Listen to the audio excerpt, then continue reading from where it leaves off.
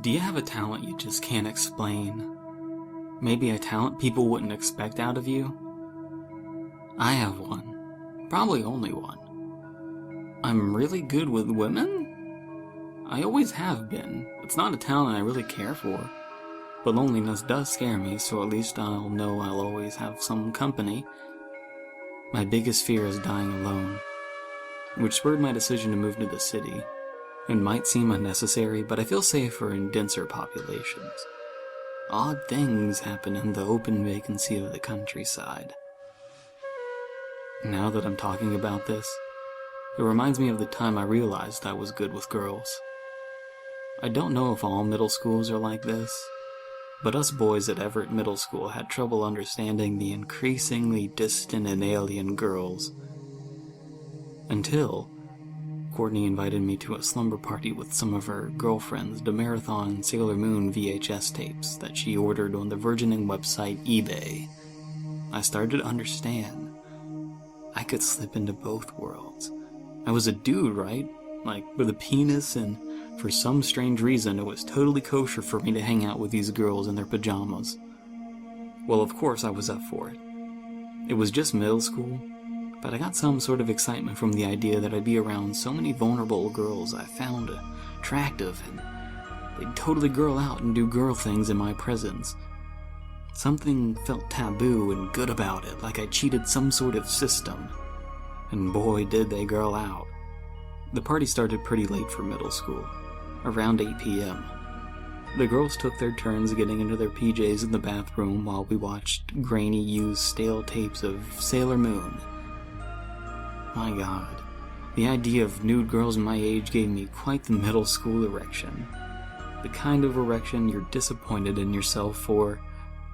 I spent much of the first hour trying to stop thinking about sex and masturbation. I was thinking how I could escape to the bathroom once everyone had changed and maybe crank one out. Maybe one of them left a bra or panties in there. Maybe I might get caught.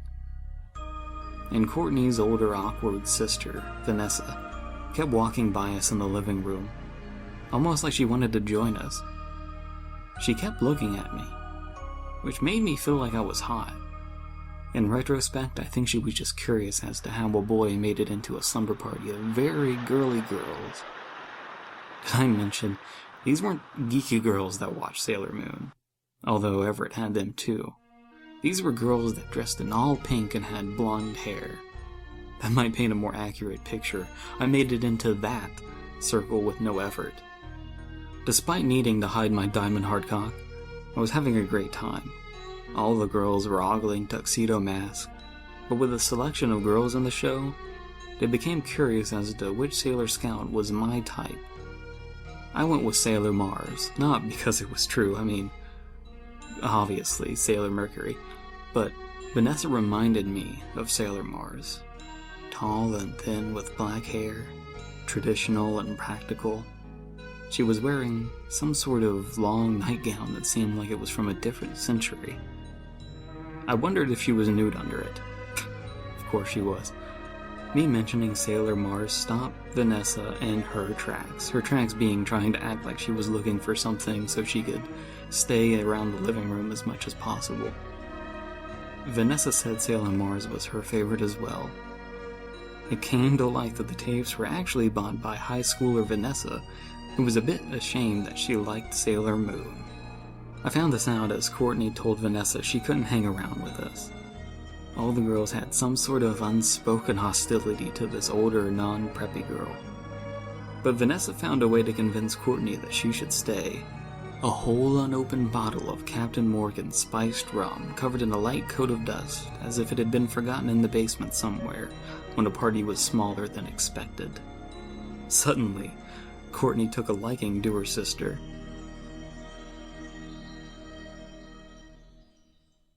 The booze was mixed with Dr. Pepper, the only thing we had on hand. Everyone had a glass, save for Vanessa. Vanessa didn't seem the type anyway. Vanessa, it seemed, was giddy. She was snorting with laughter, clearly overzealous that she got to be part of the group. What's more, that she was sharing in something she loved. Between the booze and the girls, I finally excused myself to the bathroom to unceremoniously crank one out. My relief was immeasurable, although there were no stray undergarments at present from commencement to release. Point remains, when I returned, I was brought up to speed about an old legend I had heard before. It was a common campfire story that circulated around Circleville about Forest Cemetery. It was something to the effect that if you go there just before midnight and stand close to this grave or that, the bony hand of an old man buried there will grab you and take you to hell. My generation told it that way, forgetting the details, but my scoutmaster said it was the bony hand of Ted Lewis, and only his grave was the danger zone, before midnight, on nights with a clear sky and a full moon. It seems ghost story time was fun for everyone but Vanessa, who wanted to talk more about Sailor Moon. Then came Truth or Dare. I'm not sure if masturbating was a good idea or a bad idea at this time. On one hand, it would have been more fun to play while horny. On the other hand, it was less painful, as nothing was going to happen anyway. Nothing too racy did happen. But Courtney, unhappy with Vanessa's disapproval of the ghost stories about Forest Cemetery, dared Vanessa to go to the graveyard, as midnight was fast approaching. Vanessa only had her Temps, and no parent was awake, and it was past temp driving curfew. But Vanessa, wanting to be accepted, took the dare and drove out to the cemetery. Plan was that she'd leave some sort of mark by the grave for us to check in the morning. Simple enough, so we continued to drink, and I got pretty drunk. I, exhausted from the long day, passed right out. When I woke up, the girls were worried about something. Vanessa hadn't returned. We wondered if she got into a wreck or something. Perhaps she was hit by a drunk driver. We all got dressed and hiked it to Forest Cemetery, where Vanessa was dead in her nightgown, pinned to the hard clay covering of Ted Lewis's grave with a large pitchfork. A large pitchfork that seemed as anachronistic as the nightgown and the performer buried there. We imagined that she thought she was caught by someone's bony hand. The death was ruled to have been due to exposure, although that doesn't make much sense. It wasn't very cold that night. Nothing much changed after Vanessa's death.